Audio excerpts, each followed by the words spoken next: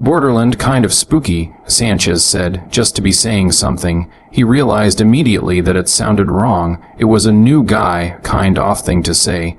The moon was a tiny arc of cold light that illuminated nothing. The early November wind was a muffled shriek outside as it wound through the canyons and over the mesa. It sang with a reedy, plaintive voice as it passed the stand of eucalyptus trees known as the Dillon tree line. Tumbleweeds flew through the air and launched themselves against the darkened Border Patrol Ram Charger, striking the windshield and the side panels of the van.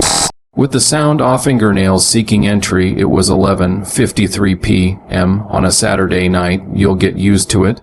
Hagen kept turning left and then right in the passenger seat, peering into the blackness at hurtling shadows. Goddamn tumbleweeds. I keep thinking we got something out there, and it's just tumbleweeds every time.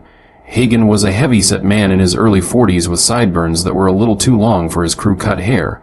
He looked like a man who has spent most of his life in some kind of authority over others, but Sanchez had noticed an extraordinary gentleness about him. It's corny dead man's canyon. Sanchez put on his gloves and raised the collar on his jacket, watching his breath condense against the starlight. He couldn't so much as light a cigarette without giving away their position. If there was anyone out there to give it away to, that is. They really call it that, huh? Yep. The Mexicans call it pretty much the same thing. I guess we got the name from them. I don't really know. Sounds like kid stuff.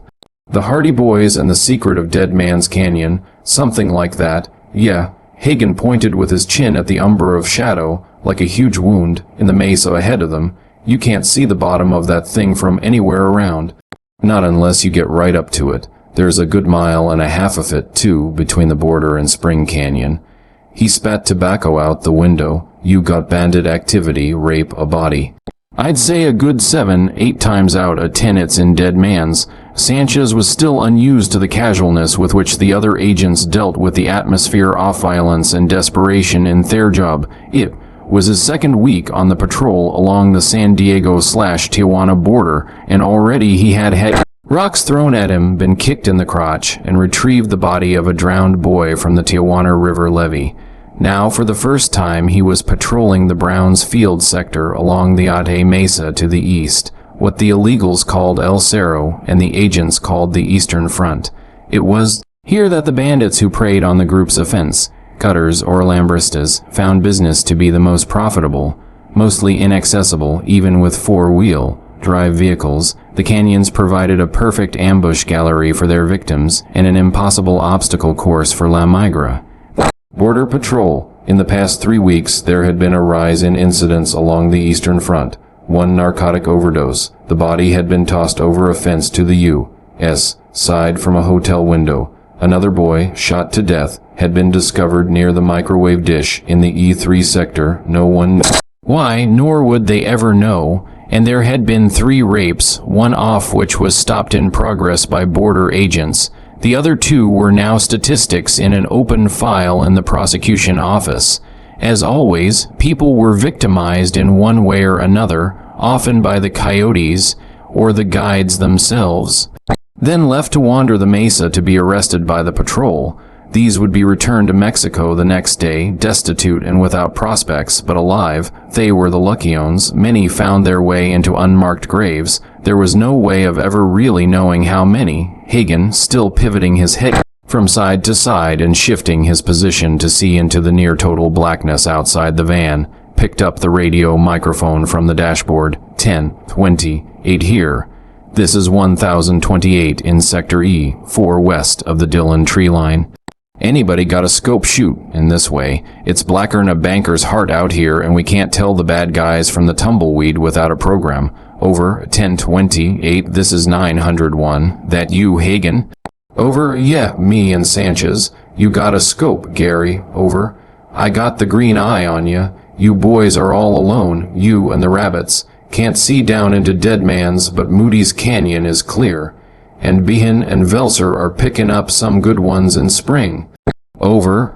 The green eyes were the infrared night scopes that showed up body heat as a pale patch on a green background.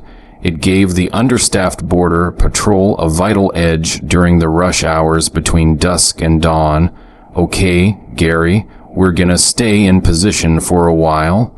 Over. Roger, how's Sanchez doing? Over. Sanchez leaned into the mic and said, I'm freezing my huevos off. I can't believe this is California. Over. The laughter came over the speaker, lifeless and metallic. You'll get your circulation going before too long. At least you're not getting rocked. Over. I'm going down to take a look, Gary. Swing that eye around every once in a while, will ya? Over. Hagen poised the mic back over its cradle. Got ya covered, 1028. I'm going off in a few minutes, but Dave's corning on. He'll keep you company, okay? Over, out. Hagen opened his door and climbed down out off van. Joanna, take a look around with me? He invited. Sure. Sanchez lifted his flashlight and his nightstick from the seat. Outside, he felt he was on the surface off some featureless, distant planet. Only bring one off those. Keep one hand free. Hagen corrected him. Oh, yeah. He followed the other agent to the edge of Dead Man's Canyon and looked down. It was as if a piece off Earth had fallen away and they were looking into a starless void. At first, there was no sound except for the wind and the engine off a small plane in the distance, and then they both heard a dry rustling below them.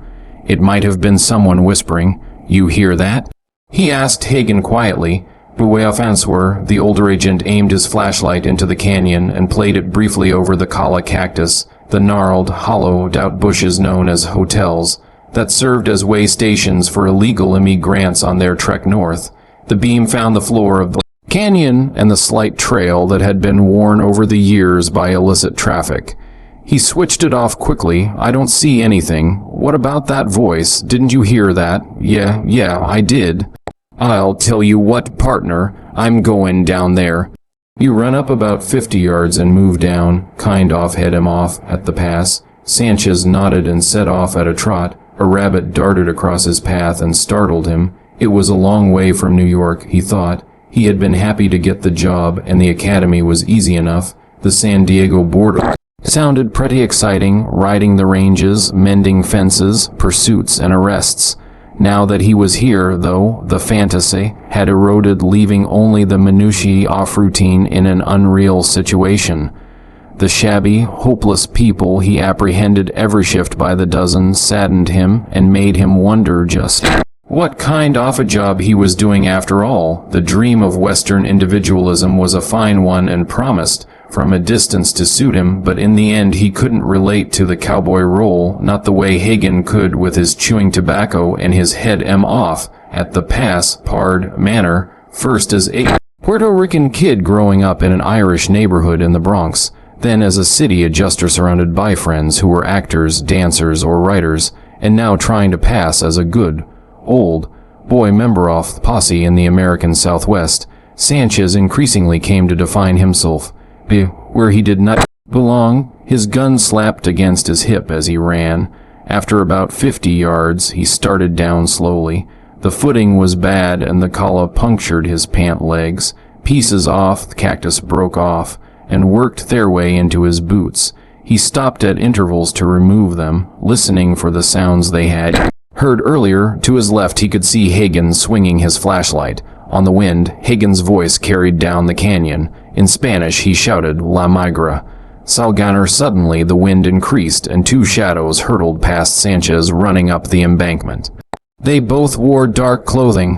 One, he could see, was a woman, probably an Indian, judging beer serape and braided hair. He turned and shouted, Hagen, over here, and started to labor back up the hill after them. Someone rushed past him from behind. He turned abruptly and landed face down in the kala. Stifling a cry of pain, he caught a glimpse of white tennis shoes running past him. In his Puerto Rican accent, he called after them, alto, no less hermosdano. He got to his feet and made it to the top. To the west, silhouetted against the lights of Tijuana and San Isidro, he could see the figure wearing the tennis shoes dash across the mesa for the relative safety of the next canyon. Sanchez was in good physical shape for a smoker, and he closed the distance between them in seconds, just as his prey dropped over the ledge of the next depression. Blood, where the cactus had cut him, fell into Sanchez's eye, and he blinked. In another moment he could see, but he had lost the polio. He cursed and turned back toward the ram charger. He froze when he heard Hagen's scream. Dropping his nightstick and drawing the 357 from his holster, Sanchez ran toward the sound, shouting, "Hagen, Hagen."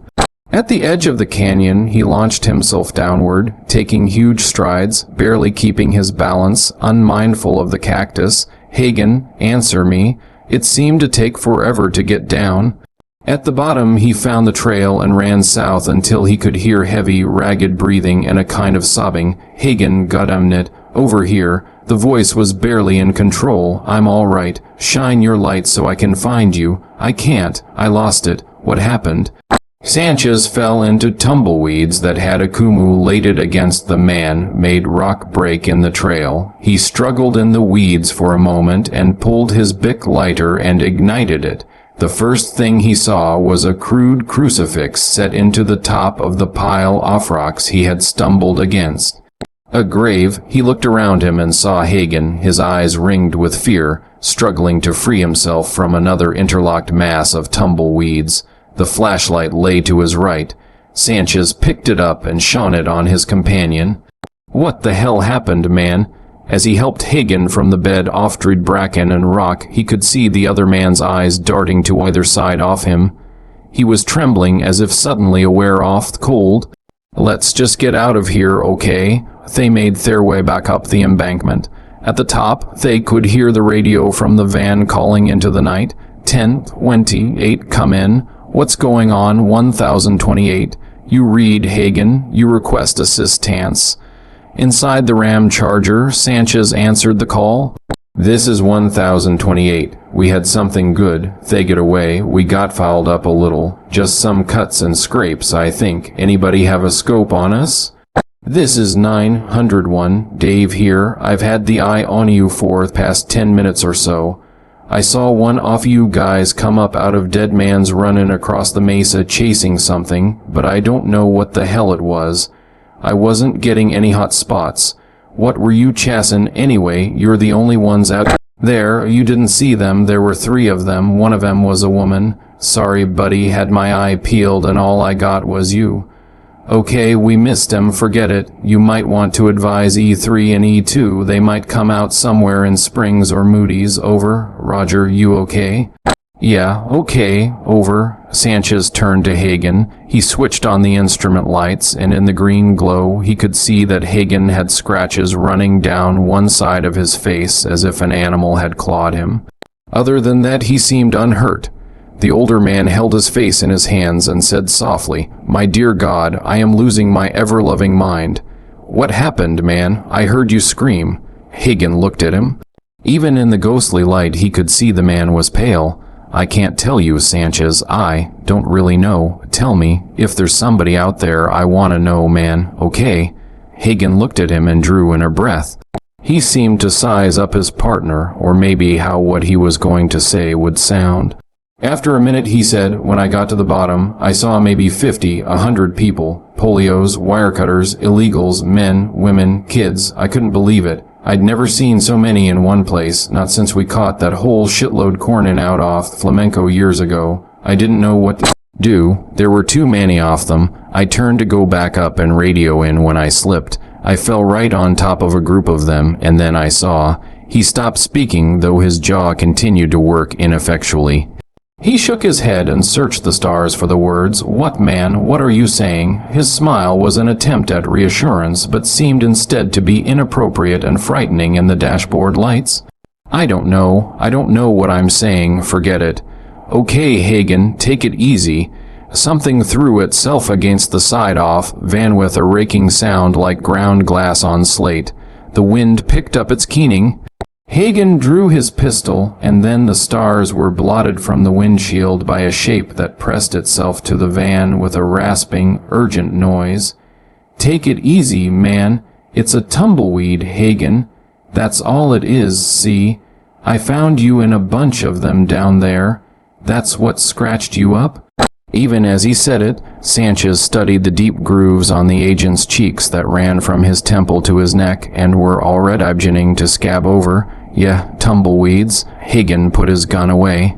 "Look, we gotta go out there again. I've gotta see what the hell is going on. You understand? I've gotta know. One minute they were there and the next. I've gotta know if I'm cracking up or what. For the first time, Hagen noticed the blood on Sanchez's face. What happened to you? Your face is cut up. I fell in the damned cactus. I was chasing 3 off them. There's gotta be more. Let's go, only this time we stay together. Right. Hagen paused. Sanchez, you saw him, right? You get a good look. I couldn't see anything except one was a woman, a Yaqui, I think, and one guy was wearing white sneakers. Hagen fixed his partner with a searching look. His fear was infecting Sanchez now. Did they look, regular to you? I don't know, man. I don't know what you mean. I told you I barely saw them at all. You sure you're all right? Yeah, forget it. Let's go. They opened the doors against the wind, their heartbeats and the sound off their boots on the crushed stone of the mesa filled the night. At the edge off the canyon, they both played their-beams into the maw of darkness. As if on cue, the wind rose again out of the abyss, tossing dust and branches, bowing the mans. Nita first one way, then another, as if frenziedly kowtowing to some rising monarch of the underworld. Their lights created wild, protean shadows. Sanchez saw them first again. Over here, Hagen. He swung his beam to the right, where sounds of sudden movement had drawn his eyes. Several figures had been lying on the brush, just near the top off the canyon.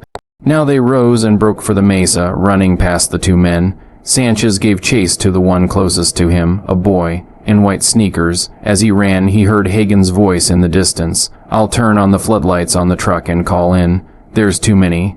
Sanchez turned his head as he ran. He could just make out, against the stars, dozens of figures to either side of him racing north in eerie silence. He thought he saw the same Indian woman had chased earlier, but in the darkness it was impossible to be sure. He lunged at the boy he was chasing, reaching out his hand toward his jacket collar. He flew several feet and hit the ground, his fingers closing on air. When Sanchez looked up, he saw a figure towering over him, a Mexican wearing a straw ranchero's hat and rags, on his face an imposibly wide grin. The man raised what looked like some kind of pale garden tool over his head. He whispered at Sanchez in hoarse Spanish, "The mesa is a lonely place to die, la migra." As the figure brought his arm down, Sanchez drew his gun. He fired upward point blank at the man's chest area. In the brief flash from the muzzle, Sanchez could see that his assailant had no weapon. The white, claw-like tool was his hand, and there was no flesh on it. The image lingered on his retinas, echoing in his mind like the report from the Magnum, repeating and decaying through the canyons. Suddenly, the mesa was bathed with light as Hagen threw on the headlights and flood lamps mounted above the ram charger. Over the loud hailer, he called, "Alto, por favor, la migra, there is nowhere for you to go. The sector ahead off you is—" He stopped. His words echoed, carried on the wind, and died. Hagen, like Sanchez, was looking out at the harshly illuminated landscape that should have been covered with running men, women, and children. There was nothing but tumbleweeds, more off them than either of them had ever seen, being carried northward on the wind in oddly graceful leaps, without a sound. When Sanchez joined Hagen back at the truck, the radio was clamoring for their attention. Hagen ignored it, transfixed by the spectacle of the migrating tumbleweed. "Come in, 1028. One can see you guys. What's going on? What are you shooting at? Something wrong with your radio." Sanchez picked up the call. No one. This is 1028. You scoping us. Yeah. What are you doing? It just watched you run about 50 yards, jump in the air, land on your face, and fire a round at a ball of dead weeds. Sanchez and Hagen looked at each other in silence. Finally, Hagen shook his head from side to side. Sanchez nodded in agreement and pressed the button on the side-off mic. "We got a bad visibility situation here. The dust and the wind. We just thought we detected activity. All's quiet, though. Over." "Well, you might as well come on in and get coffee. You're not going to get anything now, not down there. We're picking 'em up everywhere tonight but dead man's. Since midnight it's been Dia de Muertos, and there's no coyote going to bring anyone through there for 24 hours. You know how—" "There, over, yeah, over and out. Dia de Muertos. Sanchez repeated. He lit a cigarette with shaking hands. November 2nd. Yeah. Hagen kept his hands on the steering wheel to steady them. All Souls Day. Day off, dead. The tumbleweeds continued to dance in the headlights, occasionally throwing themselves against the truck to whisper with dry, brittle voices.